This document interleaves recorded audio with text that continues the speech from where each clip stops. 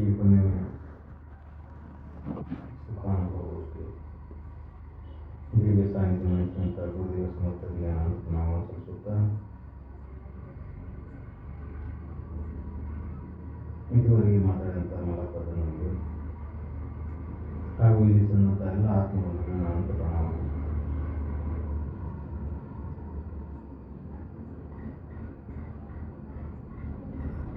ಪುಣ್ಯಾತ್ಮರೇ, ಮನುಷ್ಯ ಜನ್ಮ ಬರುವಾಗ ಏನಾಯಿತು ಅಂತೇಳಿ ಮಲಪದ ಹೇಳಿದ್ರು. ನೀವು ಪದ್ಯದಾಗ ಹೇಳ್ತಾರೆ, ತಾಯಿ ಗರ್ಭದಾಗಿದ್ದಾಗ ಅಲ್ಲಿದ್ದ ಹಿಡ್ಕೊಂಡು ಶರೀರ ಹೋಗ್ಬಿಟ್ಟಾನ. ಶರೀರ ಹೆಂಗೆ ಬದಲಾವಣೆ ಹಾಕೊಂಡು ಹೋಗ್ತತಿ.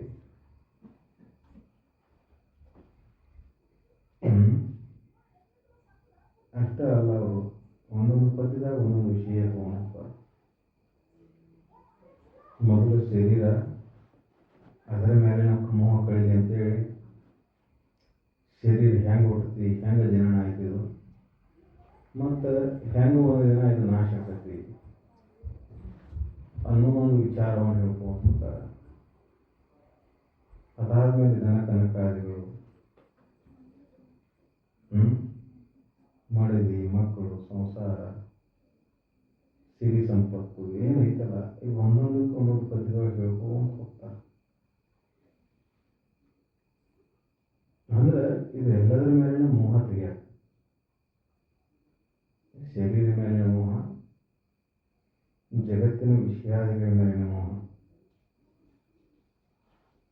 ಅಜ್ಞಾನದಿಂದ ಉಂಟಾದಂಥ ಈ ಮೋಹ ವಿಚಾರದಿಂದ ಬಿಡುಗಡೆ ಆಗ್ತಕ್ಕಂಥ. ಶರೀರ ಮೇಲಿನ ಮೋಹ ಯಾಕೆ ತಕ್ಕೋಬೇಕಂದ್ರೆ, ಈ ಶರೀರ ಮೇಲಿನ ಮೋಹದಿಂದ ದುಃಖದ ಭಾವ ಬೇಕಾಗ್ತದೆ, ಸುಖದ ಭಾವನೂ ಇದಕ್ಕೆ ಶರೀರ ಅನ್ನೋ ಭಾವದಿಂದ. ಹಂಗ ಜಗತ್ತಿನೊಳಗೆ ಸಿರಿ ಸಂಪತ್ತು, ಮಕ್ಕಳು, ಮಡದಿ, ಸಂಸಾರ ಏನು ತೋರ್ತದಲ್ಲ, ಎಲ್ಲದರ ಮೇಲೆ ಮೋಹ ಹೊರ್ತದಲ್ಲ, ಇದರಿಂದನೂ ದುಃಖ ಆಗ್ತೈತಿ, ಇದರಿಂದನೂ ಬಂಧನ. ಮೋಹನ ಬಂಧನಕ್ಕೆ ಕಾರಣ. ಅದಕ್ಕೆ ಅದನ್ನು ಕಳ್ಕೋಬೇಕಂದ್ರೆ ಯಥಾರ್ಥವಾಗಿ ತಿಳ್ಕೋಬೇಕು. ಒಂದೊಂದು ಪದ್ಯದಾಗ ಹೇಳ್ಕೊಂಡು ಹೋಗ್ತಾರೆ ಅವರು, ಶರೀರ ಮೇಲೆ ಮೋಹ, ಶರೀರ ಮೇಲೆ ಮೋಹ ಅಂತೇಳಿ. ಇದು ಯಾವ ರೀತಿ ಆಗೈತಿ ಕೂಲಂಕಷವಾಗಿ ಹೇಳ್ಕೊಂಡು ಹೋಗ್ತಾರೆ. ಇದನ್ನು ಸ್ವಲ್ಪ ತಿರುಗಿ ನೋಡ್ಕೋ, ಇದ್ರ ಒಳಗೆ ರಕ್ತ, ಮಾಂಸ, ಎಲುಬು, ಕೀಲ, ಚರ್ಮ, ಕೂದಲ ಏನೇನೈತಿ ಈ ಶರೀರ, ಇದನ್ನು ವಿಂಗಡಣೆ ಮಾಡಿ ನೋಡ್ಕೋತ ಹೋಗು. ಇದರೊಳಗೆ ಶರೀರದೊಳಗೆ ನೀನು ಎಲ್ಲದಿ, ಶರೀರದೊಳಗೆ ನೀನು ಯಾರು ಅಂತ ಪ್ರಶ್ನೆ ಹುಡ್ತದೆ. ಯಾರಿಗೆ ಪ್ರಶ್ನೆ ಹುಟ್ಟುಕೊಳ್ತದೆ ಅವರು ತಮ್ಮ ನಿಜ ಸ್ವರೂಪವನ್ನು ಅರಿಯಕ್ಕೆ ಪ್ರಯತ್ನ ಮಾಡಕತ್ತಾರ. ಈ ಶರೀರವನ್ನು ಕೂಲಂಕಷವಾಗಿ ನೋಡ್ಕೋತ ಹೋದಾಗ ಇದರ ಮೇಲಿನ ಮೋಹ ಕ್ಷೀಣಿಸ್ತದೆ. ಒಂದು ದಿನಕ್ಕೆ ಹೋಗೋದಿಲ್ಲ, ಅದು ಕ್ಷೀಣಿಸ್ತದೆ, ಕಡಿಮೆ ಮಾಡ್ಕೊಂತ ಬರ್ತದೆ. ತಾಯಿ ಗರ್ಭದಿಂದ ಬಂದಾಗ ಶರೀರ ಹೆಂಗಿತ್ತು, ಅಂತ್ಯಕಾಲಕ್ಕೆ ಶರೀರ ಹೆಂಗಾಗ್ತದೆ. ಶರೀರ ವಿಕಾರಕ್ಕೂ ಹೋಗಿ ಬದಲಾವಣೆ ಹೋಗ್ತದೆ ಪ್ರತಿ ಕ್ಷಣಕ್ಕೂ. ಆದ್ರೆ ಆ ಶರೀರನ ನೀನು ಹೌದು ಅಲ್ಲ ಅಂತ ಸ್ವಲ್ಪ ವಿಚಾರ ಮಾಡು. ಸ್ವಲ್ಪ ವಿಚಾರ ಮಾಡಿದೆ ಅಂದ್ರೆ ನಿನಗೆ ಈ ಶರೀರ ಹೌದು ಅಲ್ಲ ಅನ್ನೋದು ತಿಳಿಯುತ್ತೆ. ಮನುಷ್ಯನಿಗೆ ದುಃಖದ ಮೂಲ ಕಾರಣ ಶರೀರ. ಶರೀರನ ನಾನನ್ನೋ ಭಾವದಿಂದ ಮನುಷ್ಯ ದುಃಖಿ ಆಗ್ತಾನ. ಯಾಕಂದ್ರೆ ಶರೀರ ವಿಕಾರ ಅಂತ ಹೋಗ್ತದೆ. ಇದಕ್ಕೆ ವಯಸ್ಸಾದಂಗ ಇಂದ್ರಿಯಗಳು ಕೈ ಕೊಡ್ತಾವು, ಶರೀರ ಭಾಗತತೆ. ಇದಕ್ಕೆ ರೋಗ ರುಜಿಗಳು ಕಾಡ್ತಾವು, ಮುಪ್ಪು ಬರ್ತದೆ. ಇದು ಯಾವುದೂ ತಪ್ಪಿಲ್ಲ, ಮತ್ತು ಇದು ಯಾರಿಗೂ ತಪ್ಪಿಸೋಣಕ್ಕಾಗಿಲ್ಲ. ಇದು ಸತ್ಯ. ಈ ಸತ್ಯವನ್ನು ನೆನಪು ಮಾಡ್ಕೊ ಅಂತ ಹೇಳ್ತಾರೆ. ಯಾಕೆ ಇದನ್ನು ನೆನಪು ಮಾಡ್ಕೋಬೇಕಾಗೈತಿ? ಇದನ್ನು ನೆನಪು ಮಾಡ್ಕೋತ ಇದ್ದರೆ ಇದ್ರ ಮೇಲಿನ ಮೋಹ ಕಡಿಮೆ ಆಗ್ತದೆ. ನಾನು ನಂದು ಅಂತ ಏನು ಭಾವ ಹುಟ್ಟೈತಲ್ಲ, ಈ ಭಾವ ಕ್ಷೀಣಿಸ್ತದೆ. ಶರೀರಕ್ಕೆ ನಾನು ಅಂತಾನ, ಅದಕ್ಕೆ ನಂದು ಅಂತಾನ, ಈ ಭಾವ ನಾಶ ಆಗುತ್ತೆ. ಈ ಭಾವ ಇರುವವರೆಗೆ ದುಃಖ ಇದ್ದಿದ್ದ ಅಂತಾರೆ. ಎಂದು ಶರೀರ ನಾನು ಭಾವ ಬಂತಿ ಅನ್ನಲಿದ್ದ ಶುರು ಆಗೈತಿ. ಮತ್ತು ಶರೀರ ನಾನು ಭಾವ ಯಾವಾಗ ಇರ್ತೈತೆ ಅವಾಗ ಸುಖ ದುಃಖದ ಭಾವ ಉದಯ ಆಗ್ತಾವ. ಶರೀರ ಭಾವ ಇಲ್ಲದಾಗ ಸುಖನೂ ಇಲ್ಲ, ದುಃಖನೂ ಇಲ್ಲ, ಆನಂದ. ಶರೀರ ಭಾವ ಬಂತಿ, ಸುಖದ ಭಾವ, ದುಃಖದ ಭಾವ, ಹಂಗ ಹಿಂಗ, ಅನುಕೂಲ ಪ್ರತಿಕೂಲ. ಅದರಿಂದ ಸುಖ ದುಃಖ ಎರಡೂ ಭಾವಗಳು ಉದಯ ಆಗ್ತಾವ. ಶರೀರ ಭಾವ ಇಲ್ಲ, ದುಃಖನೂ ಇಲ್ಲ. ಗಾಢ ನಿದ್ರೆ ಒಳಗೆ ಶರೀರ ಭಾವ ಇಲ್ಲ, ದುಃಖನ ಇಲ್ಲ. ಆದರೆ ಎಚ್ಚರದೊಳಗೆ ಶರೀರ ಭಾವ ಬಂತಿ, ಶುರು ಆಯ್ತಲ್ಲ. ಕನಸಿನೊಳಗೆ ಈ ಶರೀರ ಇಲ್ಲ, ಸೂಕ್ಷ್ಮ ಶರೀರ ಐತಿ, ಅಲ್ಲೂ ದುಃಖದ ಭಾವ ಸುಖದ ಭಾವ ಉದಯ ಆಗ್ತದೆ. ಜಡ ಶರೀರ ಭಾವ ಬೇಕಂತಿಲ್ಲ, ಜಡ ಶರೀರನ ಏಕಂತಲ್ಲ. ಸೂಕ್ಷ್ಮ ಶರೀರ ಕನಸಿನೊಳಗೆ ಅಲ್ಲೊಂದು ಶರೀರ ಬೇರೆ ಆಗ್ತತಿ, ಅಲ್ಲಿ ಸುಖ ಅನಿಸ್ತತಿ, ದುಃಖ ಅನಿಸ್ತತಿ. ಅಲ್ಲಿ ವಿಷಯಗಳು ಜಡ ಇಲ್ಲ, ಅಜಡ ಅದಾವ, ಆದರೂ ಅಲ್ಲಿ ಭೋಗ ನಡೀತೈತಿ. ಅಲ್ಲಿಯೂ ಸುಖದ ಭಾವ ದುಃಖದ ಭಾವ, ಅಲ್ಲಿಯೂ ಹುಟ್ಟು ಸಾವಿನ ಭಯ ಇರ್ತತಿ. ಜಡ ಶರೀರ ಇಲ್ಲಕರೆ ಸೂಕ್ಷ್ಮ ಶರೀರ ಇದ್ರು ಅಲ್ಲಿಯೂ ಹುಟ್ಟು ಸಾವಿನ ಭಯ ವಾಸನಾದಿಂದ. ಅಂದ್ರೆ ಜಡ ಶರೀರ ಇರಲಿ, ಸೂಕ್ಷ್ಮ ಶರೀರ ಇರಲಿ, ಶರೀರ ಭಾವ ಬಂತಿ, ಸುಖದ ಭಾವ ದುಃಖದ ಭಾವ, ಸಾವು ಹುಟ್ಟು ಸಾವು, ಸಂಸಾರ ಬಂಧನ, ಮೋಹ, ಕಾಮ, ಕ್ರೋಧ, ಲೋಭ ಎಲ್ಲ ಶುರು ಆಗಿಬಿಡ್ತವೆ. ಶರೀರ ಭಾವ ಇಲ್ಲದಾಗ ಇವ್ಯಾವೂ ಇಲ್ಲ. ಅದಕ್ಕೆ ಶರೀರ ಭಾವವನ್ನು ಕಳ್ಕೋಬೇಕಂತೇಳಿ ಶರೀರ ಹೌದು ಅಲ್ಲೋ ಅನ್ನೋದು ವಿಚಾರ ಮಾಡಬೇಕಾಗಿ. ಯಾರಿಗೆ ಸೂಕ್ಷ್ಮಮತಿಗಳಾಗಿರ್ತಾರ ಅವರಿಗೆ ತಿಳಿತೈತಿ. ಸುಮ್ಮನೆ ಕೂತ್ಕೊಂಡು ಸಾನ್ನಿಧ್ಯ ನಾನಾ ದಿನ ತಿಳ್ಕೊಂಡು ನೋಡ್ಬೇಕು. ಹಂಗ ಜಗತ್ತು ಸಾಕ್ಷಿ ರೂಪದಲ್ಲಿ ನಿಂತ್ಕೊಂಡು ಜಗತ್ತನ್ನು ನೋಡ್ಬೇಕು. ಕಣ್ಣಿನಲ್ಲಿ ನೋಡೋದು ಜಡ ಜಗತ್ತು,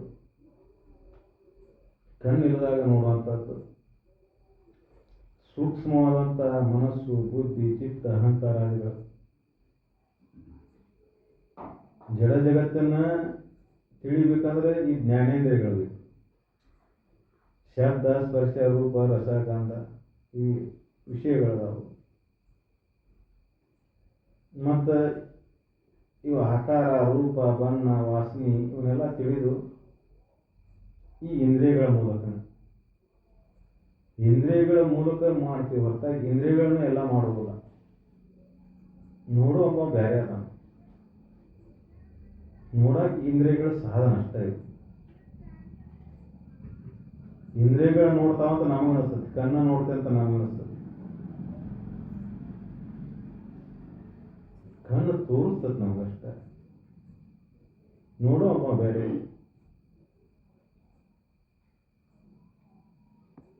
ನೋಡೋವಿಲ್ಲ ಅಂದ್ರೆ ಕಣ್ಣು ಏನು ಮಾಡೋದಿಲ್ಲ. ಕಣ್ಣಿಗೆ ಅದರದಾದ ಶಕ್ತಿ ಇಲ್ಲ. ಅಲ್ಲಿ ನೋಡುವ ಒಬ್ಬ ಬೇಕ, ಅವಿಲ್ಲ ಅಂದ್ರೆ ಅದ್ರ ಆಟ ಇಲ್ಲ. ಅದಕ್ಕೆ ಆ ಚೇತನ ಅದರ ಸಾನ್ನಿಧ್ಯದೊಳಗೆಲ್ಲ ನಡೆಯುತ್ತೆ. ಆದರೆ ಈ ಚೇತನ ಮತ್ತು ಇಂದ್ರಿಯಗಳ ನಡುವೆ ಒಂದು ಆಟಗಾಡಿ.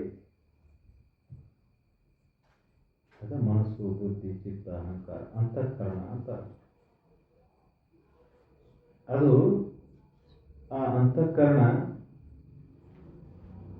ಎಷ್ಟು ಹೊಲಸಕತಿ ಹಂಗ ಆ ಸತ್ಯ ವಸ್ತುದ ಅನುಭವ ಆಗುದಿಲ್ಲ. ಅದು ಎಷ್ಟು ಸ್ವಚ್ಛ ಇರ್ತೈತಿ, ಆ ಸಾಕ್ಷಿ ಸ್ವರೂಪದ ಅನುಭವ ಆಗ್ತೈತಿ. ಅದನ್ನು ಸ್ವಚ್ಛ ಮಾಡ್ಕೊಳ್ಳೋದ ಕೆಲಸ, ಮನುಷ್ಯನ ಕೆಲಸ. ಮನಸ್ಸಿನೊಳಗೆ, ಬುದ್ಧಿ ಒಳಗೆ, ಚಿತ್ತದೊಳಗೆ ಯಾವಾಗಲೂ ಏನು ವಿಷಯಾದಿಗಳನ್ನ ತುಂಬಿಕೊಂಡು ಕುಂತಾನ ಮನುಷ್ಯ, ವಿಷಯಗಳಲ್ಲಿ ಸುಖ ಆಯ್ತು ಅನ್ನೋ ಭಾವ ತುಂಬಿಕೊಂಡು ಕುಂತಾನ. ಹಂಗೆ ಹೇಳ್ಬೇಕಾದ್ರೆ ಆಸೆ ತುಂಬಿಕೊಂಡು ಕುಂತಾನ. ಆ ಆಸೆ ಹೋಗ್ತದೆ. ಹಂಗೆ ಈ ಶರೀರದ ಮೇಲೆ ಏನು ಮೋಹ ಇಟ್ಕೊಂಡು ಕುಂತಾನಲ್ಲ, ಇದ ಅಂತೇಳಿ ಇದು ಹೋಗ್ಬಿಡ್ತದೆ. ಈ ಅಜ್ಞಾನದಿಂದ ಉಂಟಾದಂಥ ಶರೀರ ನಾನು ಹುಟ್ಟಾವ, ನಾನು ಸಾಯವ ಅನ್ನೋ ಭಾವದಿಂದ ಅಂತಃಕರಣ ಮತ್ತಟ ದೋಷ ಹಾಕೊಂತ ಹೋಗ್ತೈತಿ, ಮರಿ ಹಾಕೊಂತ ಹೋಗ್ತೈತಿ. ಹಂಗ ಈ ಜಗತ್ತಿನೊಳಗೆ ವಿಷಯಾದಿಗಳಲ್ಲಿ ಸುಖ ಆಯ್ತು ಅನ್ನೋ ಭಾವದಿಂದ ಕಾಮಕ್ರೋಧಾದಿಗಳು ಉದಯಕ್ಕಾವ. ಇದು ಅಂತಃಕರಣವನ್ನು ಪೂರ್ಣ ಕೆಡಿಸಿಬಿಡುತ್ತೆ. ಅದಕ್ಕೆ ಈ ಅಂತಃಕರಣ ಶುದ್ಧಿಗಾಗಿ ಈ ಸತ್ಯವನ್ನು ತಿಳ್ಕೋಬೇಕಾಗಿದೆ. ಈ ಸತ್ಯವನ್ನು ತಿಳಿದ ಮೇಲೆ ಅಂತಃಕರಣ ತಾನು ಪರಿಶುದ್ಧ ಹಾಕೊಂತ ಹೋಗ್ತೈತಿ. ಯಾಕಂದ್ರೆ ಅಂತಃಕರಣ ಕೆಡಾಕ ಮೂಲ ಕಾರಣ ಇವ ಆಗ್ಯಾವ. ಈ ಅಜ್ಞಾನದಿಂದ ಹುಟ್ಟಿದಂಥ ದೇಹಭಾವ, ಅಜ್ಞಾನದಿಂದ ಉಂಟಾದಂಥ ಜಗತ್ತಿನಲ್ಲಿ ವಿಷಯಾದಿಗಳಲ್ಲಿ ಸುಖಭಾವ, ಈ ಎರಡು ಕಾರಣದಿಂದ ಅಂತಃಕರಣ ವಿಷಮಕ್ಕೋತ ಹೊಂಟೈತಿ. ಅಂತಃಕರಣ ಕೆಡಾಕತ್ತೈತಿ, ಅಂತಃಕರಣ ಏರುಪೇರು ಆಗತ್ತೈತಿ. ಆದ್ರೆ ಆತ್ಮನಿಗೆ ಏನಾಗಿಲ್ಲ, ಸಚ್ಚಿದಾನಂದ ಸ್ವರೂಪ ಏನಾಗೇ ಇಲ್ಲ. ಅವನು ಸಾಕ್ಷಿ ಹಿಂದದ, ಸುಮ್ಮನೆ ಹಂಗದ, ಆದ್ರೆ ಅನುಭವ ಆಗುದಿಲ್ಲ. ಹೆಂಗ ಬಹಳ ಗದ್ದಲ್ದಾಗ ಕುಂತಾಗ ಮನಸ್ಸು ಸಮ ಉಳಿದಿಲ್ಲ, ಹಂಗೆ ಈ ಜಗತ್ತಿನ ವಿಷಯಾದಿಗಳಲ್ಲಿ ನಾನು ಸುಖ ಬುದ್ಧಿ ಇಟ್ಕೊಂಡು ಅದ್ರಾಗ ಪ್ರಯತ್ನ ಮಾಡ್ಕೊಂತ ಇದ್ದಾಗ ಆ ಸಚ್ಚಿದಾನಂದ ಸ್ವರೂಪ ಆನಂದಮಯವಾದ ಅರಿವಿನ ಅನುಭವ ಆಗುವುದು. ನೀನು ಸುಖವಾಗಿರಬೇಕಾಯ್ತಂದ್ರೆ ಜಗತ್ತಿನ ವಿಷಯಗಳ ಸಂಗ್ರಹ ಮಾಡೋದು ಬಿಡು, ಅದರ ಮೇಲಿನ ಮೋಹವನ್ನು ಬಿಡು. ಹಿಡ್ಕೊಂಡು ಕುಂತಿಯಲ್ಲ, ಇದು ನಾನು ನಂದು ಅಂತೇಳಿ ಈ ಮೋಹವನ್ನು ಬಿಡು. ಅದು ಸುಮ್ಮನೆ ಹೋಗುವುದಿಲ್ಲ. ಕಲ್ತಿದ್ದ ಆಗಲ್ಲ ಹೇಳಿದ, ತಾಯಿ ಗರ್ಭದ ಅಂತ ಬಂದ ಮೇಲೆ ಇದನ್ನೆಲ್ಲ ಕಲ್ಕೊಂತ ಹೋದ, ಸಂಸ್ಕಾರ ಇದ್ಕೊಂತ ಹೋಯ್ತು. ಇವ ನಿಮ್ಮಪ್ಪ, ಇವ ನಿಮ್ಮವ್ವ, ಇದು ನಿನ್ನ ಹೊಲ, ಇದು ನಿನ್ನ ಮನಿ, ಹಿಂಗೆ ಎಷ್ಟು ಮಂದಿ ಇದು ನಂದೊಂದು ಯಾರೋ ಗೊತ್ತಿಲ್ಲ. ಇವೆಲ್ಲ ಹೊಲಕ್ಕೆ ಮನೆಗೆ ಇದು ನಂದು ಬಹಳ ಮಂದಿ ಹೋಗ್ಯಾರ. ಹಂಗೆ ಯಾರೂ ಏನೂ ಒಯ್ಯಲಿಲ್ಲ. ಆದರೆ ಈ ಸತ್ಯದ ಬಗ್ಗೆ ಯಾವಾಗಲೂ ಜಾಗ್ರ ಆಗಿದ್ನಂದ್ರೆ ಅದರ ಮೇಲಿನ ಮೋಹ ಕಡಿಮೆ ಆಗ್ತದೆ. ಇದು ಸತ್ಯ, ಆದ್ರೆ ಈ ಸತ್ಯ ಎಲ್ಲರಿಗೂ ಗೊತ್ತೈತಿ. ಗೊತ್ತಿರಲಾರ್ದಂಥ ಸತ್ಯ ಅಂತೂ ಇಲ್ಲ. ಅದು ಸರ್ವಕಾಲಕ್ಕೂ ಸತ್ಯದು. ಇವತ್ತು ಹಿಂಗ ನಾಳೆಗೆ ಮತ್ತೊಂದು ಥರ ಅಲ್ಲ. ಹುಟ್ಟಿದಂಥ ಶರೀರ ಒಂದು ದಿನ ಸಾಯ್ತೈತಿ, ಇದು ಸತ್ಯ. ನಂದು ಅಂದಿದ್ದು ಒಂದು ದಿನ ಇಲ್ಲೇ ಬಿಟ್ಟು ಹೋಗ್ತಾನೆ, ಇದು ಸತ್ಯ. ಇದ್ರೊಳಗೆ ಏನಾದ್ರು ಸುಳ್ಳು ಐತೇನೋ? ಆದ್ರೆ ಈ ಸತ್ಯದ ಬಗ್ಗೆ ನಮಗೆ ಜಾಗ್ರ ಇಲ್ಲ, ಎಚ್ಚರಿಕೆ ಇಲ್ಲ. ಸುಳ್ಳು ಎಷ್ಟು ಆಕರ್ಷಣೆ ಐತಿ ನೋಡಿ. ಇದು ಶಾಶ್ವತನ ಅನಿಸ್ತತಿ.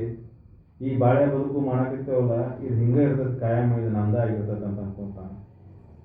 ಈ ಶರೀರ ಐತಲ್ಲ, ಇದು ನಾನು, ಇದು ನಂದು, ಇದು ಕಾಯಂ ಇರ್ತದೆ ಅಂತ ಬಡ್ದಾಡ್ತಾನ ಜೀವನ. ಹಂಗೆ ಎಷ್ಟು ವಿಚಿತ್ರ ಅಲ್ಲ.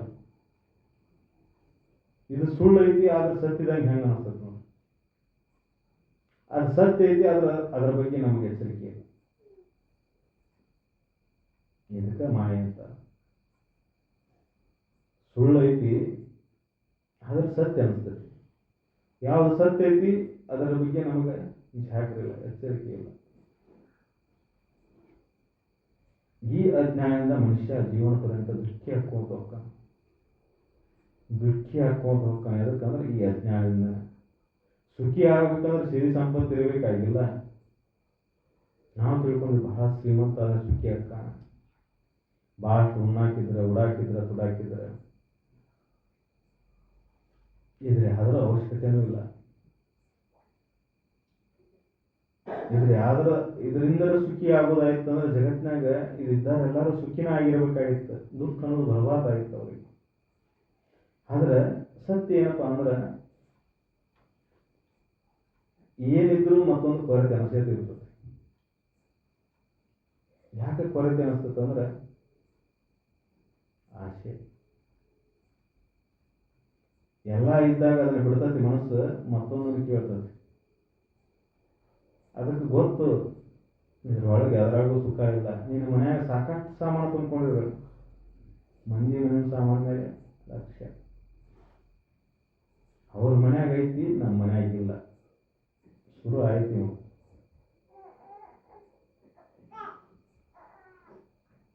ಅದಕ್ಕೆ ಮನುಷ್ಯ ಪ್ರತಿ ಕ್ಷಣದೊಳಗೂ ಇಂಥ ಅಜ್ಞಾನದಿಂದ ದುಃಖಿ ಹಾಕೋತ ಬಳಕೋತ ಹೋಗ್ತಾನೆ. ಸುಖಿ ಆಗ್ಬೇಕಾಗಿತ್ತು, ಆರಾಮ್ ಇರ್ಬೇಕಾಗಿತ್ತು ಅಂದ್ರೆ ಮನುಷ್ಯ ಇದೆಲ್ಲದರ ಮೇಲೆ ಮೋಹ ಅಂದ್ಬಿಡ್ಬೇಕು. ಇದೆಲ್ಲದರ ಮೇಲೆ ಮೋಹ ಬಿಟ್ಟು ನಿರ್ಮೋಹಿ ಆಗ್ಬೇಕು. ಹಂಗಂತ ಹೊರಗಿನ ಬಾಳೆ ಬಿಡು ಅಂತಲ್ಲ. ಶರೀರ ಬಂದಿದ್ದು ಚರಿತಾರ್ಥ ದುಡಿಯಾಕ ಬಂದದ್ದು ಏನೇನೈತಿ ಕರ್ಮದೊಳಗೆ ದುಡಿದು, ಆದ್ರೆ ಒಳಗೆ ಯಾವುದೂ ಮೋಹ ಇಟ್ಕೊಳಂಗಿಲ್ಲ, ಒಳಗೆ ಯಾವುದೂ ಬಯಕೆ ಇಟ್ಕೊಳಂಗಿಲ್ಲ. ಹಿಂಗ ಆಗಬೇಕು ಹಂಗ ಆಗ್ಬೇಕಂತ ಆಸೆ ಪಡೋಂಗಿಲ್ಲ. ದುಡಿ ಕರ್ತವ್ಯ ಐತಿ, ದುಡಿದು ಬಿಡುದು. ಮಾಡೋ ಕರ್ತವ್ಯ ಐತಿ, ಮಾಡಿ ಬಿಡುದು. ತಂದೆಯಾಗಿ, ಮಗನಾಗಿ, ಅಣ್ಣನಾಗಿ, ತಮ್ಮನಾಗಿ, ಅಕ್ಕ, ತಂಗಿ, ತಾಯಿ, ಬಂಧು ಬಳಗ ಎಲ್ಲ ಒಂದು ಪಾತ್ರಕ್ಕೆ ಒಂದೊಂದು ಕರ್ತವ್ಯ ಅದಾವ. ಆ ಕರ್ತವ್ಯಕ್ಕೆ ಚ್ಯುತಿ ಬರದಂಗ ನಡೆಸೋದು. ಆದ್ರೆ ಇದ್ರ ಯಾವುದರ ಮೇಲೆ ಮೋಹ ಇಟ್ಕೊಳಂಗಿಲ್ಲ. ಯಾವಾಗಲೂ ಆ ಸತ್ಯದ ಕುರಿತು ಚಿಂತನೆ ಇರಬೇಕು. ಭಾರತ ಕರ್ಮಕ್ಕೆ ಫಲವಾಗಿ ಈ ಶರೀರ ಹುಟ್ಟೈತಿ. ಎಲ್ಲ ಬಂಧು ಮಿತ್ರರು ಸಿಕ್ಕಾರ, ಇವರೆಲ್ಲ ಬಂದಾರ. ಒಂದು ದಿನ ಒಬ್ಬರೊಬ್ರು ಹೋಗ್ತಾರ. ಇರೋ ಅಷ್ಟು ದಿನ ಎಲ್ಲರೂ ನನ್ನವರನ್ನ ಭಾವದಿಂದ ಇರ್ತಾರೆ. ಎಲ್ಲರೂ ಪರಮಾತ್ಮನ ಸ್ವರೂಪನ ಅಂತ ಭಾವದಾಗ ಬದುಕಿದ್ರೆ ಅರ್ಧ ಕೆಲಸ ಮುಗಿತದೆ. ನಿನಗೆ ವಿಚಾರ ಮಾಡೋ ಶಕ್ತಿ ಇಲ್ಲ, ಸುಮ್ಮನೆ ಹಿಂಗೆ ಬದುಕಾಕ ಶುರು ಮಾಡ. ನನಗೆ ವಿಚಾರ ಹೊಳಿದ್ರಪ್ಪ ಇಷ್ಟೆಲ್ಲ ಅಂದ್ರೆ ಸುಮ್ಮನೆ ಹಿಂಗೆ ಬದುಕಾಕ ಶುರು ಮಾಡ. ಹಿಂಗೆ ಬದುಕಿ ಆರಾಮ ಸ್ಥಿತಿಯನ್ನು ಹೊಂದಾಕೊಡ್ತದೆ. ಅದಕ್ಕೆ ಅವರು ನೀತಿ ತಳಪಾಯ ಮೊದಲು ಹೇಳಿದರು. ಧರ್ಮದ ಆಚರಣೆ ಅಂದ್ರೆ ನೀತಿವತ್ತಾದ ಜೀವನ. ಹಿಂಗ ಬದುಕು, ಮನುಷ್ಯನಾಗಿ ಬದುಕಿದ್ರೆ ಹಿಂಗ ಬದುಕು, ಮನುಷ್ಯರ ಗತಿನ ಬದುಕು, ಪಶು ಪಕ್ಷಿ ಪ್ರಾಣಿಗಳ ಗತೆ ಅಲ್ಲ. ಮನುಷ್ಯನಾಗಿ ಹುಟ್ಟಿ ಬಂದೆ ಅಂದ್ಮೇಲೆ ಮನುಷ್ಯರಂಗ ಬದುಕು. ಮನುಷ್ಯನ ಕರ್ತವ್ಯ ಏನೈತಿ ಅದನ್ನು ಸ್ವಲ್ಪ ಎಚ್ಚರಿಕೆಯಿಂದ ವಿಚಾರ ಮಾಡಿ. ಮನುಷ್ಯನ ಕರ್ತವ್ಯ ಏನೈತಿಪ್ಪ?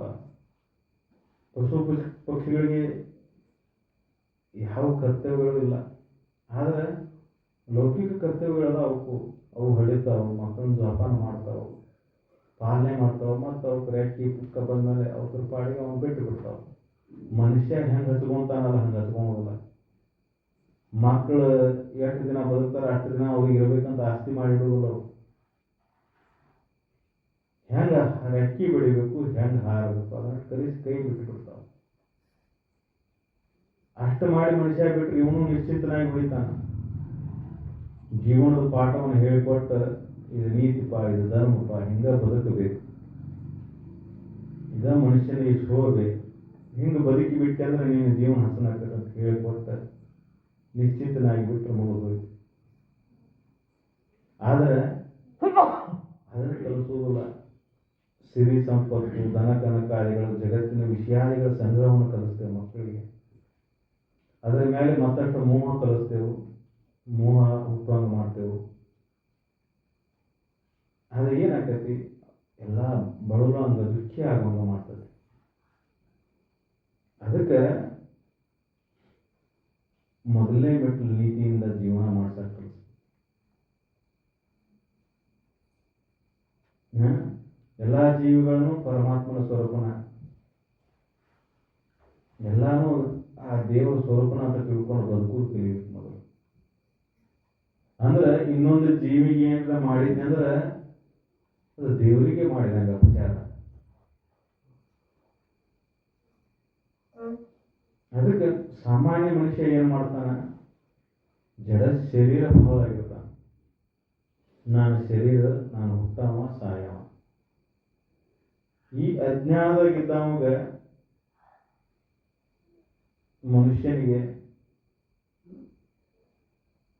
ಆ ಸತ್ಯವನ್ನು ನೇರವಾಗಿ ಹಿಡ್ಕೊಳ್ಳುವಂತ ಶಕ್ತಿ ಕಳ್ಕೊಂಡು ಬಿಟ್ಟ. ಯಾಕಂದ್ರೆ ಈ ಸಂಸಾರ ದೊಂದೊಡ್ತೊಳಗೆ ಬಿದ್ದುಕೊಂಡು ಪ್ರಪಂಚದೊಳಗೆ ಜಡಮತಿಗಳೇ ಹೆಚ್ಚಿಗೆ ತುಂಬಿಟ್ಟೆವು. ಜಡ ಶರೀರ ಭಾವ ಇದ್ದಾವೆಲ್ಲ ಜಡಮತಿಗಳಾಗಿಬಿಡ್ತಾನೆ. ಅಂದ್ರೆ ಶರೀರಕ್ಕೆ ಏನಾರ ಆದ್ರೆ ನನಗಾಗೈತೆ ಅನ್ನೋ ಭಾವ, ಇದಕ್ಕೆ ಜಡಮತಿ ಅಂತ. ಹಂಗ ಯಾರ ಜಡಮತಿಗಳಾಗಿರ್ತಾರ ಅವರಿಗೆ ದೇವರು ಹೊರಗ ಅದ. ದೇವರು ಮತ್ತೊಬ್ಬ ಎಲ್ಲೇ ಬೇರೆ ಅದಾನ, ಅವನು ನಮ್ಮನ್ನು ನೋಡ್ತಾನ, ಅವನು ನಮ್ಮ ತಿಳಿತಾನ, ಅವನು ನಾವು ಮಾಡೋದೆಲ್ಲ ನೋಡ್ತಿರ್ತಾನ, ಪಾಪ ನೋಡ್ತಾನ, ಪುಣ್ಯ ನೋಡ್ತಾನ. ಅದಕ್ಕೆ ಆ ದೇವರಿಗೆ ಅಂಜರ ನೀನು ನೀತಿಯಿಂದ ನಡಿ ಅಂತ ಹೇಳ್ತಾರ. ಆದ್ರೆ ನಿಜವಾಗಿ ನೋಡಿದ್ರೆ ದೇವರು ಹೊರಗಿಲ್ಲ. ಹೊರಗಿಲ್ಲ ಅಂದ್ರೆ ಹೊರಗಿಲ್ಲ ಅಂತಲ್ಲ, ಹೊರಗೂ ಅದಾನ. ಒಳಗಿಲ್ಲ ನಂಗರ ಒಳಗೂ ಅದಾನ. ನೀನು ಒಳಗಿಲ್ಲ, ನೀನು ನಾನಂತ ಏನು ಹಿಡ್ಕೊಂಡು ಕೂತಿಯಲ್ಲ ಈ ಶರೀರ, ಇದ್ರೊಳಗಿಲ್ಲ ಅಂದ್ರೆ ಇದ್ರೊಳಗೂ ಅದಾನ. ಹೊರಗಷ್ಟ ಅದ ಅಂದ್ರೂ ತಪ್ಪಾಕತಿ, ಒಳಗಷ್ಟ ಅದ ಅಂದ್ರೂ ತಪ್ಪಾಕತಿ. ಯಾಕಂದ್ರೆ ದೇವರು ಎಲ್ಲಾ ಕಡೆ ಅದಾನ. ಶರೀರ ಇದ್ದಾಗೂ ಅದಾನ, ಈ ಶರೀರ ಇಲ್ಲದಾಗೂ ಅದಾನ. ಒಳಗದಾನ ಅಂದ್ರೆ ಈ ಶರೀರ ಸತ್ರಿಪ್ಪ, ಹಂಗಾರೆ ದೇವರು ಸತ್ನ? ಹಂಗಲ್ಲ. ಅದಕ್ಕೆ ಘಟಾಕಾಶ ಮಠಾಕಾಶ ಉದಾಹರಣೆ ಹೇಳ್ತಾರೆ. ಬಯಲು ಎಲ್ಲಾ ಕಡೆ ಐತಿ, ಹೊರಗೂ ಬಯಲು ಐತಿ, ಈ ಶರೀರದೊಳಗೂ ಬಯಲು ಐತಿ ಅಂತ ಹಿಂಗೆ ಒಂದು ಹೇಳುದು. ಇಲ್ಲ, ಈ ಬಯಲಿನೊಳಗೆ ಈ ಶರೀರ ತೋರೈತಿ, ಈ ಬಯಲಿನೊಳಗೆ ಈ ಶರೀರ ತೋರೈತಿ. ಆದ್ರೆ ನೀ ಶರೀರ ನೋಡಾಕತ್ತಿ, ಇದ್ರ ಬಯಲು ಕಾಣುವಲ್ಲ. ಈ ಶರೀರ ಬಿದ್ದು ಹೋದ ಮೇಲೆ, ಇದೆಲ್ಲ ಹರಿದು ಹಂಚಿ ಹೋದ ಮೇಲೆ ಬಯಲು ಎಲ್ಲಿ ಹೋಗ್ತಿ ಅಂತಂದ್ರೆ ಬಯಲಲ್ಲಿ ಏಕಾಯ್ತು. ಏಕಾಯ್ತು ಅಂದ್ರೆ ಮೊದಲಿನ ಬೇರೆ ಆಗಿತ್ತು ಅನ್ನೋದು. ಹಂಗ ಪರಮಾತ್ಮ ಹೊರಗ ಒಳಗ ಅಂತ ಬೇರೆ ಬೇರೆ ಆಗಿಲ್ಲ. ನಾವೇನ್ ತಿಳ್ಕೊಂತೇವು, ಗುಡಿ ಒಳಗ ದೇವ್ರ ಅದಾನ, ಹೊರಗೆ ಎಲ್ಲಿ ದೇವ್ರಿಲ್ಲ, ಗುಡಿಯಾಗ ಅಷ್ಟ ನೋಡ್ತಿರ್ತಾನ ದೇವ್ರ. ಹೊರಗೆ ಏನಾರ ಮಾಡ, ಅನೀತಿ ಕೆಲಸ ಮಾಡೋಣ, ಅಧರ್ಮದಿಂದ ನಡಿ, ಇನ್ನೊಬ್ರಿಗೆ ತ್ರಾಸ ಕೊಡೋ, ಇನ್ನೊಬ್ರಿಗೆ ಮೋಸ ಮಾಡೋ, ಇನ್ನೊಬ್ರಿಗೆ ದರೋಡಿ ಮಾಡೋ, ಒಳಗೆ ಗುಡಿಯಾಗ ಬಂದೆ ಅಂದ್ರೆ ಶುದ್ಧ. ಹಿಂಗ ನಾವು ತಿಳ್ಕೊಂಡೆವು. ಇದ ಅಜ್ಞಾನ. ಅವನು ಹೊರಗೂ ಅದಾನ, ಒಳಗೂ ಅದಾನ, ಕಲ್ಲಿನ್ಯಾಗ ಅದಾನ, ಕಟ್ಟಿಗ್ಯಾಗ ಅದಾನ, ಕಂಬದಾಗ ಅದಾನ. ಯಾಕಂದ್ರೆ ನಾವು ಇಲ್ಲದ ಜಗ ಇರಲಿ. ಇದು ಸತ್ಯ. ಮೂರು ಅವಸ್ಥೆಗಳನ್ನು ನೋಡ್ಕೊ ನೀನು. ಕನಸಿನಾಗೂ ಅದಾನ, ಎಚ್ಚರದಾಗ ಅದಾನ, ನಿದ್ರೆ ಒಳಗೂ ಅದಾನ. ದೇವ್ರಿಲ್ಲ. ಈ ಶರೀರ ಇರ್ಲಿಕ್ಕಿಲ್ಲ, ಈ ಶರೀರ ಇರ್ಲಿಕ್ಕಿಲ್ಲ. ಈ ಶರೀರ ಈಗ ತೋರ್ತತಿ, ಇನ್ನೊಂದು ತಾಸು ಬಿಟ್ಟರೆ ಈ ಶರೀರ ಇಲ್ಲ. ಗಾಢ ನಿದ್ರಿಗೆ ಹೋಗ್ಬಿಡ್ತಾನೆ, ಕನಸು ಬೀಳ್ತತಿ. ಕನಸಿನಾಗ ಒಂದು ಸೂಕ್ಷ್ಮ ಶರೀರ, ಜಡ ಇಲ್ಲದು, ಸೂಕ್ಷ್ಮಾತಿ ಸೂಕ್ಷ್ಮ. ಅಲ್ಲಿದೊಂದು ಜಗತ್ತ ಬೇರೆ, ಇಲ್ಲಿದಿರಬಹುದು, ಇಲ್ಲಿದಿರ್ಲಿಕ್ಕಿಲ್ಲ. ಅಲ್ಲಿ ಮಣಿ ಬೇರೆ, ಅಲ್ಲಿ ಬಂಧು ಬಳಗ ಬೇರೆ. ಕನಸಿನಾಗ ಏನೇನೋ ಕಾಣ್ತಾನ, ಆದ್ರೆ ಎಲ್ಲವನ್ನೂ ನೋಡ್ತಾ ಇರ್ತಾನ. ಆದ್ರೆ ಆ ಪರಮಾತ್ಮ ಕನಸನ್ನು ನೋಡ್ತಾನ. ಗಾಢ ನಿದ್ರೆ ಒಳಗೆ ಶರೀರ ಇಲ್ಲೇ ಬಿದ್ದಿರ್ತತಿ. ಕನಸನ್ನ ನೋಡ್ತಾನ, ಅದೇ ರೀತಿ ಗಾಢ ನಿದ್ರೆಯನ್ನು ನೋಡ್ತಾನ. ನಿದ್ದೆ ಹೆಂಗಾಯ್ತಪ್ಪ ಅಂದ್ರೆ ಆರಾಮ. ಶರೀರ ಇಲ್ಲ, ಮನಸ್ಸು ಬುದ್ಧಿ ಇಲ್ಲ, ಅಲ್ಲಿ ಮೌನ ಆಗಿತ್ತು. ಬುದ್ಧಿಲೇ ನೀನನ್ನು ತಿಂತೀನಿ ತಿಳಿಲಿಲ್ಲ, ಅಲ್ಲಿ ಸಾಕ್ಷಿ ರೂಪದಿಂದ ಆನಂದವನ್ನು ಅನುಭವಿಸಿದೆ. ಆ ಸಾಕ್ಷಿ ಸ್ವರೂಪಕ್ಕೆ ಆತ್ಮ ಪರಮಾತ್ಮ ಅಂತ. ಶರೀರ ಭಾವದಾಗ ನೀ ಎದೆ ಅಂತೇಳಿ ದೇವರು ನಿನ್ನ ಬಿಟ್ಟು ಹೊರಗದಾನ ಅಂತ ಅನ್ಸಾಕತ್ತದ. ಆದರೆ ನಿಜವನ್ನು ತಿಳಿದು ನೋಡಿದಾಗ ಈ ಶರೀರ ಒಂದು ಅವಸ್ಥೆ ಒಳಗೆ ಎಚ್ಚರದಾಗಷ್ಟು ತೋರ್ತದೆ. ಕನಸಿನೊಳಗೆ ಈ ಶರೀರ ಇಲ್ಲ ಆದರೂ ನೀ ಅದಿ, ನಿದ್ರೆ ಒಳಗೆ ಈ ಶರೀರ ಇಲ್ಲ ಆದರೂ ನೀ ಅದಿ. ಇವನ್ನೆಲ್ಲವನ್ನೂ ಮೂರನ್ನು ನೋಡ್ಕೊಂತ ಇರತಕ್ಕಂಥ ಸಾಕ್ಷಿ ಸ್ವರೂಪನ ನೀನು ಅದಂತ ತಿಳಿದ ಮೇಲೆ, ಈ ಸತ್ಯವನ್ನು ತಿಳಿದ ಆ ಸತ್ಯ ಸ್ವರೂಪನ ನೀನಾಗಿ ಉಳಿದ ಮೇಲೆ ದೇವರು ನಿನ್ನ ಬಿಟ್ಟು ಬರ್ತಾ ಇಲ್ಲ. ಹೆಂಗ ಗಡಿಗೆ ಆಕಾರ ನೋಡಿದೆ ಅಂದ್ರೆ ಗಡಿಗೆ ಬೇರೆ ಕಾಣಿಸ್ತದೆ, ಗಡಿಗೆ ಆಕಾರ ತೆಗೆದು ನೋಡಿದಂದ್ರೆ ಒಳಗಿನ ಬಯಲು ಹೊರಗಿನ ಬಯಲು ಎರಡೂ ಒಂದಾಯ್ತು. ಬೇರೆ ಬೇರೆ ಇಲ್ಲ ಇಲ್ಲ, ಗಡಿಗೆ ಒಳಗಿನ ಬಯಲು ಬೇರೆ, ಹೊರಗಿನ ಬಯಲು ಬೇರೆ. ಈ ಮಠ ಐತಿ, ಈ ಮಠದೊಳಗೆ ಬಯಲು ಐತಿ. ಈ ಬಯಲು ಎಲ್ಲಿದಾರ ಮಾಡಿದ್ರೆ ನೀವು ಮಠ ಗಾಡಿ ಕಟ್ಟಿರಿ ಅಷ್ಟೇ. ಬಯಲು ಮೊದಲು ಇತ್ತು, ಈಗೂ ಐತಿ, ಮುಂದೂ ಇರ್ತದೆ. ಹೊರಗೂ ಬಯಲು ಐತಿ, ಒಳಗೂ ಬಯಲು ಐತಿ. ಹಂಗ ಈ ಶರೀರ ಮೊದಲು ಇರಲಿಲ್ಲ, ಈಗ ತೋರೈತಿ, ಮುಂದೊಂದು ದಿನ ಅಡಗ್ತದೆ. ಆದ್ರೆ ಆ ಸಾಕ್ಷಿ ಸ್ವರೂಪ ಮೊದಲು ಇತ್ತು, ಮುಂದೂ ಇರ್ತತಿ, ಹಿಂದೂ ಇತ್ತು, ಯಾರು ಇರ್ತಕ್ಕಂಥ. ಮತ್ತು ದೇವರು ಹಂಗಲ್ಲ, ನೀನಿಲ್ಲ ದೇವ್ರು ಇವತ್ತು ಬಂದ, ಈವಲ್ಲ ನೀವು ಮಾಡ್ಕೊಂಡಂತ ದೇವ್ರಲ್ಲ. ನೀವ ದೇವ್ರು ತರ್ತೀರಿ, ನೀವ ಮಾಡ್ತೀರಿ, ನೀವ ಇಡ್ತೀರಿ, ಅವ್ರಿಗೆ ದೇವ್ರು ಅಂತೀರಿ. ಅವು ಒಂದು ದಿನ ಮತ್ತೆ ಬದಲಿ ಆಗ್ತಾವು. ನಿನ್ನ ದೇವ್ರು ಅವ್ರಿಗೆ ಬೇಡ, ಅವ್ರ ದೇವ್ರು ನಿನಗೆ ಬೇಡ. ಅವು ದೇವರಲ್ಲ, ಆಕಾರ ರೂಪ ಬಣ್ಣಗಳ ದೇವರಲ್ಲ. ಆದ್ರೆ ಅದಕ್ಕೆಲ್ಲದಕ್ಕೂ ಸಾಕ್ಷಿ ಸ್ವರೂಪದಾನ ಅವನ ದೇವರು. ದೇವರು ಜಡ ಇಲ್ಲ. ಒಬ್ಬ ದೇವರಿಲ್ಲ ಅಂತ ಕೇಳಿದ್ರೆ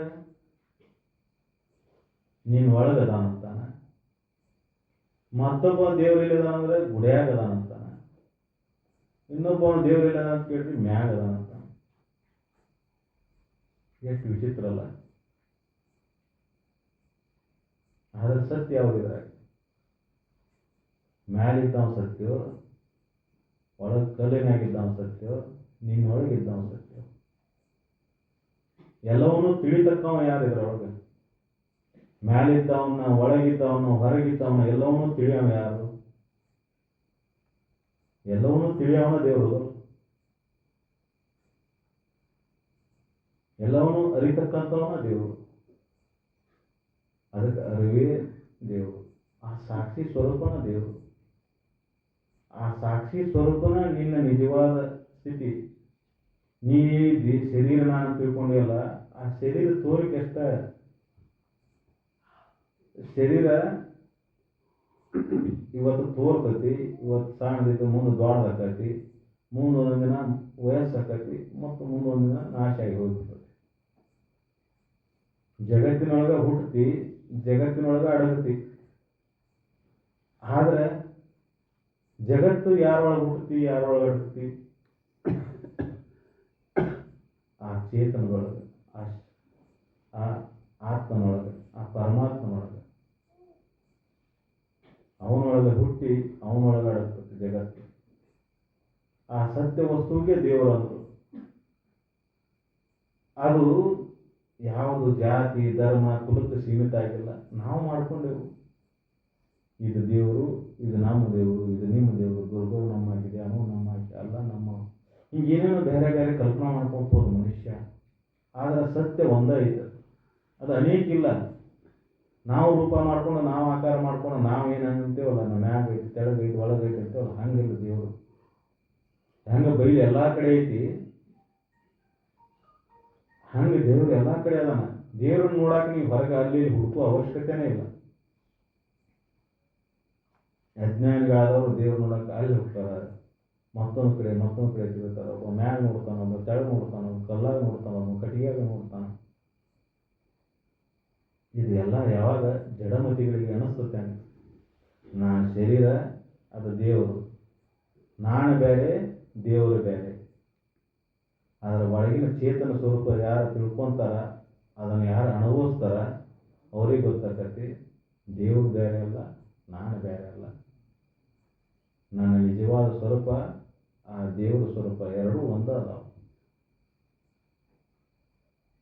ಲಕ್ಷಣಗಳು ಬೇರೆ ಬೇರೆ ಇಲ್ಲ. ಆ ನಿನ್ನ ಚೇತನ ಅಥವಾ ಶಕ್ತಿ, ಆತ್ಮ, ಅರಿವು ಏನು ಅನ್ಕೊಂತಿಯಲ್ಲ, ಅದರ ಲಕ್ಷಣ ಪರಮಾತ್ಮನ ಲಕ್ಷಣ ಏನು ಹೇಳಲ್ಲ, ಎರಡೂ ಒಂದ ಅದಾವ. ಬೈಲು ಮಠದೊಳಗಿದ್ದ ಬೈಲು ಅಷ್ಟ, ಹೊರಗಿದ್ದ ಬೈಲು ಅಷ್ಟ. ಬೈಲಿನೊಳಗೆ ಎಲ್ಲ ತೂರಾಕತ್ತಾವು, ಬೈಲಿನೊಳಗೆ ಎಲ್ಲ ಅಡಗ್ತಾವು. ಹಂಗೆ ಪರಮಾತ್ಮ ಆಧಾರ ಮೇಲೆ ಜಗತ್ತೆಲ್ಲ ತೋರಾಕತೈತಿ. ಕನಸು ಅವನ ಆಧಾರ ಮೇಲೆ ತೋರ್ತತಿ, ಗಾಢ ನಿದ್ರೆಯು ಅವನ ಆಧಾರ ಮೇಲೆ ನಡೆದೈತಿ. ಪರಮಾತ್ಮ ಮಾತ್ರ ಎಲ್ಲವನ್ನೂ ನೋಡ್ತಾ ಸಾಕ್ಷಿ ಸ್ವರೂಪನಾಗಿ ಸುಮ್ಮನೆ ಇರ್ತಾನೆ. ನ ಕರ್ತ ನ ಭೋಕ್ತ. ಅವನು ಏನು ಮಾಡಾವಲ್ಲ, ಏನು ಬಿಡಾವಲ್ಲ, ಆದ್ರೆ ಎಲ್ಲ ಗೊತ್ತೈತ. ಅವನು ಎಲ್ಲವನ್ನೂ ತಿಳಿದಾನ. ನೀ ಏನು ಮಾಡ್ತಿ, ಏನು ಬಿಡ್ತಿ. ಶರೀರ ಅಷ್ಟ ಅಲ್ಲ, ಮನಸ್ಸು, ಬುದ್ಧಿ, ಚಿತ್ತ, ಅಹಂಕಾರ ಇವೆಲ್ಲವೂ ಅವನಲ್ಲಿ ತೋರ್ಯಾವ, ಅವನ ಆಧಾರ ಮೇಲೆ ತೋರ್ಯಾವ. ಆದ್ರೆ ಅವನಿಗೆ ಏನಾಗಿಲ್ಲ, ಅವನಲ್ಲಿ ತೋರಿದ್ರು ಸುದಕ್ಕೆ ಅವನಿಗೆ ಏನಾಗಿಲ್ಲ. ಅದಕ್ಕೆ ಸನ್ನಿಧಾನ ಕರ್ತೃತ್ವ ಅಂತಾರ. ಅವನ ಸಾಕ್ಷಿ ಸ್ವರೂಪ ಅಷ್ಟ. ಸೂರ್ಯನ ಆಧಾರ ಮೇಲೆ ಜಗತ್ತಿನಾಗ ಎಲ್ಲ ನಡೀತದೆ. ಸೂರ್ಯನ ಆಧಾರದೊಳಗೆ ಜಗತ್ತಿನಾಗೆಲ್ಲ ನಡೀತೈತಿ.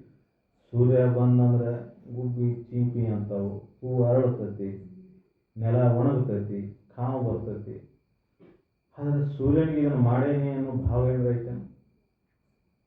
ಇದನ್ನು ನಾನಾ ಮಾಡೇನಿ ಅನ್ನೋ ಭಾವ, ನನ್ನಿಂದ ಆಯ್ತು ಇದಂತೇಳಿ, ಅಥವಾ ಇದನ್ನು ಮಾಡಬೇಕು ಅನ್ನೋದು ಏನಾರ ಏನು ಇಲ್ಲ. ಹಂಗ ದೇವರು ಹಂಗ ಇದನ್ನು ಮಾಡಬೇಕು, ಇದನ್ನು ಬಿಡಬೇಕು ಅನ್ನೋ ಭಾವ ಇಲ್ಲ. ಇದು ನನ್ನಿಂದ ಆತ ಅನ್ನೋ ಭಾವ ಇಲ್ಲ. ಆದ್ರೆ ಅವನ ಆಧಾರ ಮೇಲೆ, ಅವನ ಸಾನ್ನಿಧ್ಯದೊಳಗೆ ಎಲ್ಲ ನಡೆದತಿ. ಸೂರ್ಯ ಬರೋದ್ರಿಂದ ಭೂಮಿಯೊಳಗೆ ಕಾವು ಹುಟ್ಟುತ್ತೆ, ನೀರು ಕಾದು ಜಲ ಆಗಿ ಆಕಾಶಕ್ಕೆ ಹೋಯ್ತು. ಸೂರ್ಯ ಬರೋದ್ರಿಂದನೇ ಹೂವು ಅರಳಿದು. ಆದ್ರೆ ಅವನಿಗೆ ಏನರ ಮಾಡ್ಯಾನ ಅನ್ನೋ ಭಾವ ಇಲ್ಲ, ಏನೂ ಇಲ್ಲ. ಹಂಗ ಆತ್ಮ ಸಾಕ್ಷಿ ಹಂಗ ಅದ. ಅವನಿಗೆ ಏನು ಮಾಡೇನ ಅನ್ನೋ ಭಾವ ಇಲ್ಲ, ಏನು ಬಿಟ್ಟೇನು ಅನ್ನೋದಿಲ್ಲ. ಆದ್ರೆ ಎಲ್ಲವನ್ನೂ ನೋಡ್ತಾನ. ನಿನ್ನ ಮನಸ್ಸಿನಾಗ ಕೆಟ್ಟ ಬಂದಿದ್ದ ಆಲೋಚನೆ, ಚಲೋ ಬಂದಿದ್ದ ಆಲೋಚನೆ, ಇನ್ನೊಬ್ರಿಗೆ ಕೆಟ್ಟ ಮಾಡ್ಬೇಕಂದಿದ್ದು ಆಲೋಚನೆ, ಚಲೋ ಮಾಡ್ಬೇಕಂದಿದ್ದು, ಇನ್ನೊಬ್ರಿಗೆ ಏನು ಮಾಡಿ ಏನು ಮಾಡಿಲ್ಲ, ಎಲ್ಲವೂ ಲೆಕ್ಕ ಇರ್ತದೆ. ಎಲ್ಲ ಗೊತ್ತು, ಆದ್ರೆ ಅದರೊಳಗೂ ಭಾಗಿಯಾಗಿಲ್ಲ ಅವ. ಅದಕ್ಕೆ ಅಂತಃಕರಣ ಪರಿಶುದ್ಧ ಆದಾಗ, ಅಂತಃಕರಣದಲ್ಲಿದ್ದಂಥ ಈ ಎಲ್ಲ ಹೀನ ಕೃತ್ಯಗಳು ಸರಿದು ಹೋದಾಗ, ಕಾಮ, ಕ್ರೋಧ, ಲೋಭ, ಮೋಹ, ಮತ್ಸರಾದಿಗಳು ಏನದಾವಲ್ಲ, ಇವೆಲ್ಲ ಸ್ವಚ್ಛ ಆಗಿಬಿಟ್ರೆ ಮನಸ್ಸನ್ನು ಆತ್ಮಸ್ವರೂಪನ ಆಗಿಬಿಡ್ತದೆ, ಆತ್ಮನೊಳಗೆ ಐಕ್ಯ ಆಗಿಬಿಡ್ತದೆ. ಬುದ್ಧಿ ಸದ್ಬುದ್ಧಿ ಬರ್ತೈತಿ, ಸದಾಚಾರದಿಂದ ನಡೆದ ಅದು ಶೂನ್ಯ ಆಗಿಬಿಡ್ತದೆ. ಮತ್ತೊಂದು ಸಂಕಲ್ಪ ವಿಕಲ್ಪಗಳಿಲ್ಲ ಇಲ್ಲ. ಚಿತ್ತ ಶಾಂತ ಆಗಿ ಹೋಗ್ಬಿಡ್ತೈತಿ, ಅಹಂಕಾರ ನಾಶ ಆಕತಿ. ಅವಾಗ ಇದೆಲ್ಲ ಆದಾಗ ಆನಂದದ ಅನುಭೂತಿ. ಅದಕ್ಕೆ ಪ್ರತಿಯೊಂದು ಜೀವಿನೂ ಸುಖ ಹೊಂದಕ್ಕೆ ಭೂಮಿ ಮೇಲೆ ಬಂದದ್ದು. ದುಃಖ ಯಾರಿಗೂ ಬೇಕಾಗಿಲ್ಲ. ಯಾವುದೇ ಜಾತಿ, ಯಾವ್ದಾರ ಧರ್ಮದರ ನಮ್ಗೆ ದುಃಖ ಬೇಕಂತ ಕೇಳ್ತಾರಣ? ಏನಿಲ್ಲ. ಎಲ್ಲ ಜಾತಿ ಎಲ್ಲ ಧರ್ಮಕ್ಕೂ ಸುಖಾನ ಬೇಕು. ದುಃಖ ಯಾರಿಗಾರ ಬೇಕಾಗೈತೆ ಅಂದ್ರೆ ಯಾರಿಗೂ ಬೇಕಾಗಿಲ್ಲ, ಸುಖಾನ ಬೇಕಾಯ್ತಲ್ಲ. ಆದ್ರೆ ಸುಖವನ್ನು ಹುಡುಕುವಂತ ಕ್ರಮಗಳು ತೆಪ್ಪ. ದಾರಿ ತೆಗಿಬೇಕು. ಅದನ್ನು ಸರಿಪಡಿಸ್ಕೊಂಡ್ಬಿಟ್ರೆ ನಿತ್ಯ ಸುಖಿಯಾಗಿ ವ್ಯಾಪಿಸ್ತದೆ. ದುಃಖ ಆಗಕ್ಕೆ ಮೂಲ ಕಾರಣ ಈ ಅಜ್ಞಾನದಿಂದ, ದೇಹ ನಾನನ್ನೋ ಭಾವ, ವಿಷಯಾದಿಗಳಲ್ಲಿ ಸುಖ ಐತೆ ಅನ್ನೋ ಭಾವದಿಂದ. ಇದನ್ನು ಸರಿಯಾಗಿ ತಿಳಿದು ಇದ್ರ ಮೇಲಿನ ಮೋಹವನ್ನು ಬಿಟ್ಟುಬಿಟ್ರೆ ನೀ ನಿತ್ಯ ಸುಖಿನಾಗಿ. ನೀನು ಆಕಾರ ನೋಡಾಕತ್ತಿ, ಇದು ಮಠ ಅನ್ಸಾಕತ್ತೈತಿ. ಬೈಲು ನೋಡಿದ್ರೆ ಬಂದೈತಿ, ಅಲ್ಲಿ ಬೈಲು ಇಲ್ಲಿ ಬೈಲು. ಬೈಲಿನೊಳಗೆ ಏನು ಬದಲಾವಣೆ ಆಗೇ ಇಲ್ಲ. ಹಂಗೆ ನೀ ಸತ್ಯವನ್ನು ನೋಡ್ಕೊಂತ ಹೋದೆ ಅಂದ್ರೆ ಅಸತ್ಯವಾದದ್ದೆಲ್ಲ ಗೌಣ ಆಗಿಬಿಡ್ತದೆ. ಶರೀರ ಅನ್ನೋ ಭಾವ ಗೌಣ, ಕಾಮ ಕ್ರೋಧಾದಿಗಳು ನಾಶ ಆಗಿ ಹೋಗ್ಬಿಡ್ತಾವೆ. ಅವಾಗ ಆನಂದದ ಅನುಭೂತಿ. ಅದಕ್ಕೆ ಯಾರಿಗೆ ತಿಳಿತೈತಿ ಸದಾ ವಿಚಾರ ಇದೇ ವಿಚಾರ ಮಾಡ್ಕೊಂತ ತಿಳಿಬೇಕು. ಇನ್ನೂ ತಿಳಿಯಾಕತ್ತಿಲ್ರಿಪ್ಪ ನಮಗಂದ್ರೆ ಒಂದು ಸರಳ ಸೂತ್ರ ಆಡ್ಕೊಳೋದು, ಎಲ್ಲ ಪರಮಾತ್ಮನ ಸ್ವರೂಪನ. ಎಲ್ಲ ಜೀವಿಗಳು ಪರಮಾತ್ಮನ ಸ್ವರೂಪನ. ಅವ್ರಿಗೆ ಇನ್ನೊಬ್ರಿಗೆ ಏನಾದ್ರು ದುಃಖ ಮಾಡಿದ್ರೆ ಪರಮಾತ್ಮಗೆ ಮೋಸ ಮಾಡಿದಂಗೆ, ಇನ್ನೊಬ್ರಿಗೆ ಏನಾದ್ರು ಕೆಟ್ಟ ಮಾಡಿದ್ರೆ ಪರಮಾತ್ಮಗೆ ಕೆಟ್ಟ ಮಾಡಿದಂಗೆ. ದೇವರು ಎಲ್ಲ ಜೀವಿಗಳಿರ್ತಕ್ಕಂಥದ್ದು ದೇವರ. ಅದಕ್ಕೆ ಯಾವ ಜೀವಿಗಳಿಗೂ ದುಃಖ ಕೊಡೋಂಗಿಲ್ಲ. ಈ ಒಂದು ಸೂತ್ರ ಸರಳ ಜೀವನದಾಗ ಅಳವಡಿಸ್ಕೊಂಡು ಹೋದ್ವಿ ಅಂದ್ರೆ ನೀತಿ ತನ್ನಿಂತಾನ ಬರಾಕ್ಬಾರ್ದು.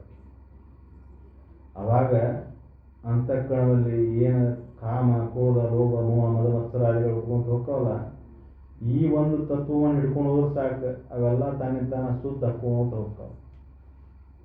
ಯಾರನ್ನ ದ್ವೇಷಿಸೋದು, ಎಲ್ಲ ಪರಮಾತ್ಮನ ಸ್ವರೂಪನ. ಯಾರ ಮೇಲೆ ಅಸೂಯೆ ಪಡೋದು. ಅದಕ್ಕೆ ಹಿಂಗೆ ಒಂದು ಜೀವನ ಕ್ರಮವನ್ನು ಸರಳ ಮಾಡ್ಕೊಂತ ಹೋದ್ರೆ ಆನಂದದ ಭಾವ. ಅದಕ್ಕೆ ಸಾಮಾನ್ಯನಿಗೆ ಅನಿಸ್ತತಿ ಮೊದಲು ನಾನು ಹೆಂಗೆ ದೇವರಪ್ಪ, ಯಾಕಂದ್ರೆ ಜಡಭಾವ ಬಂದ್ಬಿಡ್ತದೆ. ಸ್ನಾನದ ತಕ್ಷಣ ಒಳಗೆ ಬರತಕ್ಕಂಥ ಮೂಡ್ತಕ್ಕಂಥ ಚಿತ್ರ ಶರೀರದ.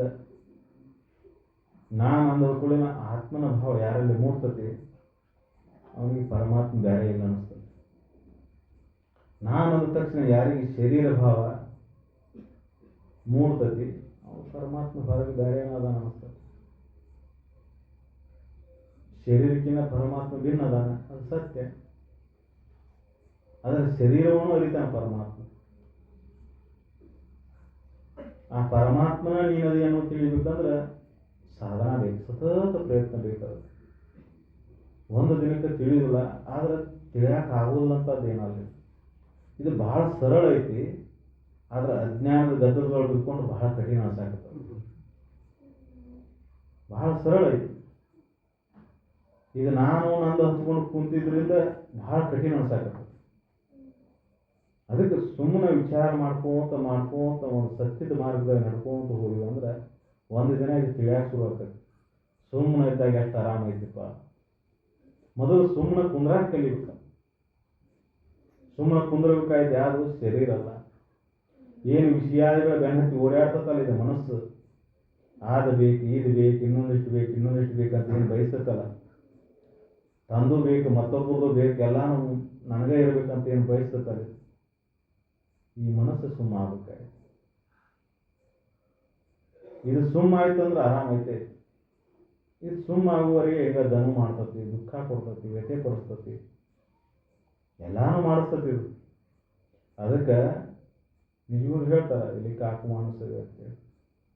ಕಾಗಿ ಅಂತ ಮನಸ್ಸ ವಿರತಿಯನ್ನು ಅಳೆದು ಯಾಕೆ ಈ ವಿಷಯಗಳಲ್ಲಿ ಸುಳಿವೆ? ಯಾಕೆ ಸುಮ್ಮನೆ ಓಡಾಡ್ತಿಪ್ಪ? ಸುಮ್ಮನೆ ಇರೋ, ಒಂದು ಸ್ವಲ್ಪ ಸುಮ್ಮನೆ ಇದು ನೋಡು, ಸ್ವಲ್ಪ ಶಾಂತವಾಗಿದ್ದು ನೋಡು, ಎಂಥ ಆನಂದ ಐತಿ. ಉಣ್ಣೋದ್ರಾಗಿಲ್ಲ, ಉಡೋದ್ರಾಗಿಲ್ಲ, ತೊಡೋದ್ರಾಗಿಲ್ಲ, ಮನಸ್ಸು ಶಾಂತ ಆದ್ರೆ ಆರಾಮನ ಆರಾಮ. ಅದು ಶಾಂತ ಆಗುವಂಥ ಕ್ರಮದೊಳಗೆ ನಾವು ನಡಿಬೇಕಲ್ಲ. ಬರೀ ವಿಷಯಗಳ ಬಗ್ಗೆನ ಚಿಂತನೆ, ವಿಷಯಗಳ ಬಗ್ಗೆನ ಮೋಹ, ಅದನ್ನ ಮುಂಜಾನೆ ಸಂಜೆ ಮಟ್ಟ ಅದ್ರಾಗ ಮಾಡಿ ಶಾಂತ ಆಗಂದ್ರೆ ಯಾವಾಗ ಆಗ್ಬೇಕದು? ಒಂದರ ದಿನ ಕುತ್ಕೊಂಡು ಮುಂಜಾನೆ ಸಂಜೆ ಸದ್ಗುರುನಾಥನ ನೆನೆದು ಅವ್ರು ಹೇಳಿದಂಥ ವಿಚಾರಗಳನ್ನ ಚಿಂತನೆಯನ್ನು ಮಾಡ್ಕೊಂತ ಹೋದ್ರೆ ಮನಸ್ಸು ಶಾಂತ ಆಗಿ ಆಗ್ತೈತಿ. ಅದಕ್ಕೆ ಸಮಯ ಇಲ್ಲ ನಮ್ಮ ಹತ್ರ. ಸಮಯ ಇಲ್ಲ ಅಂತೇಳಿ ಈ ಸಮಯ ಹಿಂಗೆ ಕಳೆದು ಒಮ್ಮೆ ಮತ್ತೆ ಕುಲಿಗೆ ಹೋಗೇ ಬಿಡ್ತಾರೆ. ಹಂಗೆ ಇದಕ್ಕೆ ಸಮಯ ಕೊಡೋ ಅಂದರೆ ಇದು ನಿನಗಾಗಿ ಕೊಟ್ಟಂಥ ಸಮಯ. ಉಳ್ಕಿದ್ದು ಏನು ಮಾಡ್ತೀಯಲ್ಲ ಸುಮ್ಮನೆ ಅವು ಖಾಲಿ ಕೆಲಸ. ಕಾಗಿ ಗುಬ್ಬಿ ಅದನ್ನೇ ಕೆಲಸ ಮಾಡ್ತಾವು. ತಿನ್ನೋದು ಉಣ್ಣೋದು ಉಡೋದು, ಮಕ್ಕಳಲ್ಲಿ ಹಿಡಿದು ಅವನು ಜೋಪಾನ ಮಾಡೋದು ಬಸ್ಸೋದು, ಅವು ಕಾಗಿ ಗುಬ್ಬಿ ಅದನ್ನ ಮಾಡ್ತಾವೆ.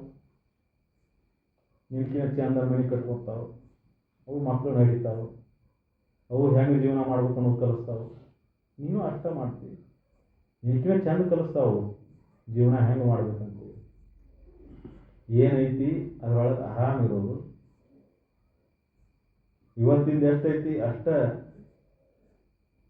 ನಾಳೆ ಬಗ್ಗೆ ಆಸೆ ಇಲ್ಲ, ನಾಳೆ ಬಗ್ಗೆ ಚಿಂತಿಲ್ಲ. ಹೆಂಗೆ ಆರಾಮದಾವು. ಮನುಷ್ಯ ವಿವೇಕವಂತನಾಗಿ ಅತಿ ಬುದ್ಧಿವಂತಿಕೆಯಿಂದ ಮತ್ತಟ ದುಃಖಿ ಆಗುತ್ತ. ನಾಳೆ ನಾಳ್ದು ಮಕ್ಕಳು ಮೊಮ್ಮಕ್ಕಳು ಮರಿಮೊಮ್ಮಕ್ಕಳು ಏನೇನೋ ಚಿಂತೆ ಮಾಡಿ ಮಾಡಿ ಮಾಡಿ ಸುಮ್ಮನೆ ದುಃಖಿ ಆಗ್ತಾನೆ. ಇವನ ತಾನ ಹಣೆ ಬರ ಬರೀ ಅನುಮಾರ್ಗತೆನ ಚಿಂತೆ ಮಾಡ್ತಾನೆ. ಎಲ್ಲರೂ ಪ್ರಾರಬ್ಧ ಕರ್ಮ. ಪ್ರತಿಯೊಂದು ಜೀವಿ ಭೂಮಿ ಬರ್ಬೇಕಾದ್ರೆ ಅದ್ರ ಪ್ರಾರಬ್ಧ ಕರ್ಮ ಐತಿ. ಅದ್ರ ಫಲ ಅದು ಭೋಗ್ಸಾಕ ಬಂದತಿ. ನೀ ಬದಲಿ ಮಾಡಕ್ ಆಗೋದಿಲ್ಲ. ನೀ ಹೆಸರಿಗಷ್ಟ ತಂದೆ, ಹೆಸರಿಗಷ್ಟ ತಾಯಿ, ಹೆಸರಿಗಷ್ಟ ಬಂಧು, ಹೆಸರಿಗಷ್ಟ ಬಳಗ. ಆ ಪ್ರತಿಯೊಂದು ಜೀವಿ ಹಿಂದೆ ಪ್ರಾರಬ್ಧ ಕರ್ಮ ಐತೆ. ಅದರ ಹಿಂದಿನ ಕರ್ಮ ಅದು ಭೋಗಿಸಬೇಕ. ನೀನು ಯಾರದನ್ನು ತೆರ್ಸಾಕ? ನಿನ್ನ ಕರ್ಮ ಏನೈತೆ ಅದ್ರ ಫಲ ನೀನು ಭೋಗಿಸಬೇಕ. ಅದನ್ನು ಬೇರೆದಾರ ತಗೋನಕ್ಕೆ ಬರೋದಿಲ್ಲ. ಅದಕ್ಕೆ ಮನುಷ್ಯ ಜನ್ಮದಾಗ ಬಂದಾಗ ಮಾಡಿದ್ರೆ ಸತ್ಕರ್ಮಗಳನ್ನು ಮಾಡಬೇಕು, ಒಳ್ಳೆ ಕೆಲಸನ ಮಾಡಬೇಕು. ಕೆಟ್ಟ ಕೆಲಸ ಮಾಡಕ್ಕೆ ಹೋಗ್ಬಾರ್ದು. ಆದ್ರೆ ಒಳ್ಳೆ ಕೆಲಸ ಮಾಡು. ಇದಕ್ಕಂದ್ರೆ ಸುಮ್ಮನೆ ಇರೋದು ಕಲಿ. ಇನ್ನೊಬ್ರಿಗೆ ಕೆಟ್ಟ ಮಾಡಕ್ಕೆ ಹೋಗ್ಬಾರ್ದು. ಕೆಟ್ಟ ಮಾಡೋದಂದ್ರೆ ಬರೀ ಮಾತಿನಾಗ ಮನಸ್ಸಿನಾಗ ಅಷ್ಟಲ್ಲ, ಕತಿ ಒಳಗೆ ಮೂಡೋದ್ರೊಳಗೂ. ಕತಿ ಒಳಗೆ ಕೆಟ್ಟ ಮಾಡಿದ್ರೆ ಕೆಟ್ಟಲ್ಲ. ಮನಸ್ಸಿನಾಗೂ ಇನ್ನೊಬ್ರ ಬಗ್ಗೆ ಕೆಟ್ಟದ್ದು ಬರಬಾರ್ದು, ಮಾತಿನಾಗೂ ಇನ್ನೊಬ್ರ ಬಗ್ಗೆ ಕೆಟ್ಟದ್ದು ಬರಬಾರ್ದು. ಅದಕ್ಕೆ ಈ ರೀತಿಯಾಗಿ ಜೀವನವನ್ನು ಮಾಡ್ಕೊಂಡು ಹೋದ್ರೆ ಅಂತಃಕರಣ ಶುದ್ಧ ಆಕತಿ, ಮನಸ್ಸು ಶಾಂತ ಆಕತಿ. ಆ ಶಾಂತವಾದ ಅಂತಃಕರಣ ಒಳಗೆ ಪರಮಾತ್ಮನ ಅನುಭವ ಆಗ್ತದೆ. ಆ ಪರಬ್ರಹ್ಮ ಸ್ವರೂಪನ ಅನುಭವ ಅವಾಗ ಆಕತಿ. ಅದಕ್ಕೆ ದೇವ್ರನ್ನ ನೋಡ್ಬೇಕಂದ್ರೆ ಅಲ್ಲಿ ಇಲ್ಲಿ ಹೋಗುವ ಅವಶ್ಯಕತೆ ಇಲ್ಲ. ನೀನು ನಿಜವನ್ನು ತಿಳ್ಕೊ, ಸತ್ಯವನ್ನು ತಿಳ್ಕೊ, ಸತ್ಯವಂತನಾಗಿ ಬದುಕು. ಅವಾಗ ಪರಮಾತ್ಮನ ನಿನ್ನೊಳಗದಾನ ಅನ್ನೋ ಅನುಭವ ನಿನಗಾಕತಿ. ಆ ಸತ್ಯವನ್ನು ನಂಬಿ ನಾವೆಲ್ಲರೂ ಜೀವನ ಮುಕ್ತ ಆಗ್ಬೇಕಂದ್ರೆ ಸತ್ಯದಿಂದನೇ ನಡೀಬೇಕು. ಇಷ್ಟೇ ನಾನು 2 ಮಾತನ್ನು